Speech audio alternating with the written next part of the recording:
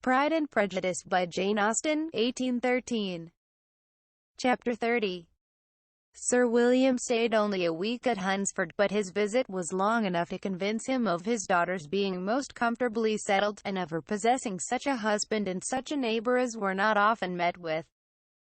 While Sir William was with them, Mr. Collins devoted his morning to driving him out in his gig, and showing him the country. But when he went away, the whole family returned to their usual employments, and Elizabeth was thankful to find that they did not see more of her cousin by the alteration, for the chief of the time between breakfast and dinner was now passed by him either at work in the garden or in reading and writing, and looking out of the window in his own book-room, which fronted the road. The room in which the ladies sat was backwards. Elizabeth had at first rather wondered that Charlotte should not prefer the dining parlour for common use. It was a better-sized room, and had a more pleasant aspect. But she soon saw that her friend had an excellent reason for what she did, for Mr. Collins would undoubtedly have been much less in his own apartment, had they sat in one equally lively. And she gave Charlotte credit for the arrangement.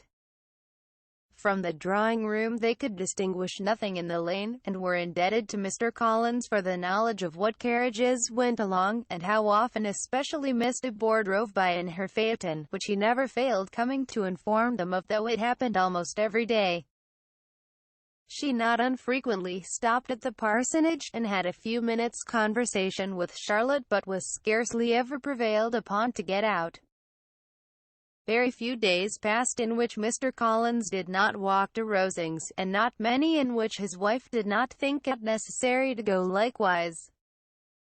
Until Elizabeth recollected that there might be other family livings to be disposed of, she could not understand the sacrifice of so many hours.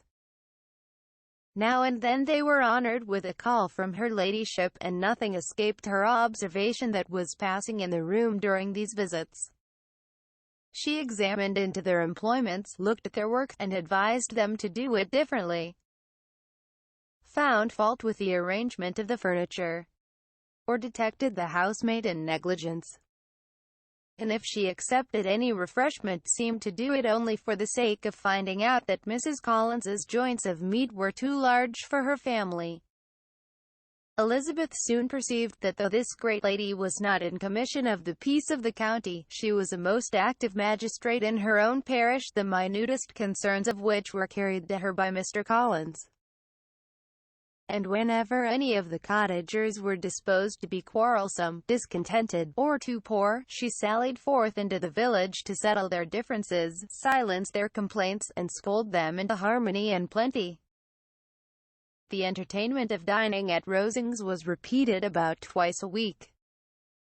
And, allowing for the loss of Sir William, and there being only one card table in the evening, every such entertainment was the counterpart of the first.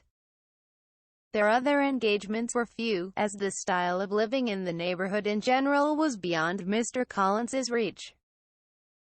This, however, was no evil to Elizabeth, and upon the whole she spent her time comfortably enough.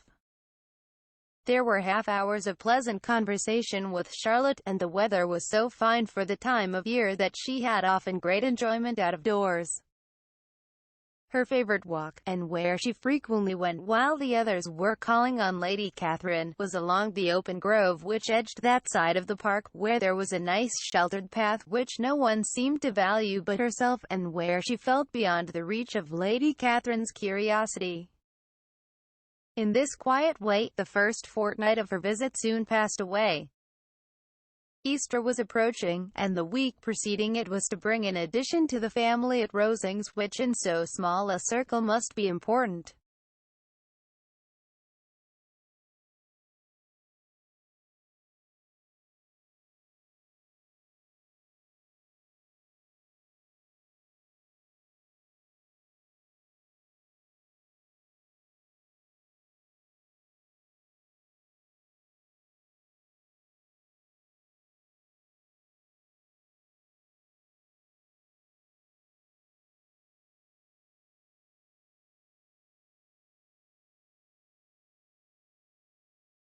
His arrival was soon known at the parsonage.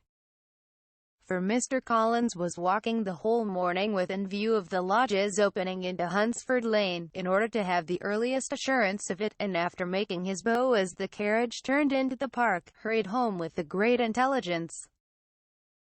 On the following morning he hastened to Rosings to pay his respects. There were 2 nephews of Lady Catherine to require them, for Mr. Darcy had brought with him a Colonel Fitzwilliam, the younger son of his uncle Lord. And, to the great surprise of all the party, when Mr. Collins returned, the gentleman accompanied him.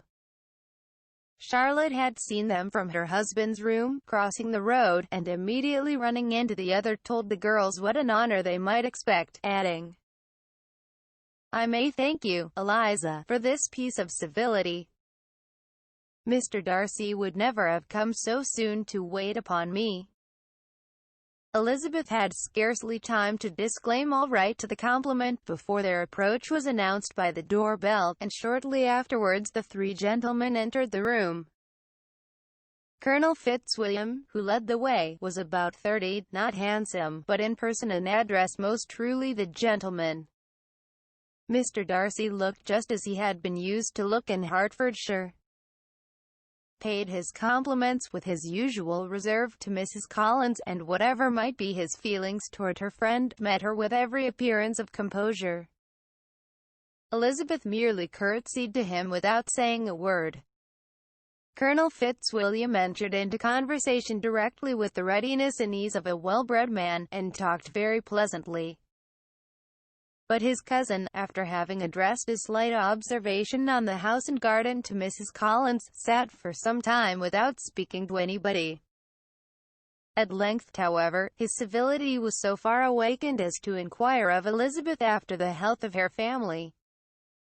She answered him in the usual way, and after a moment's pause, added, "My eldest sister has been in town these 3 months. Have you never happened to see her there?" She was perfectly sensible that he never had. But she wished to see whether he would betray any consciousness of what had passed between the Bingleys and Jane, and she thought he looked a little confused as he answered that he had never been so fortunate as to meet Miss Bennet.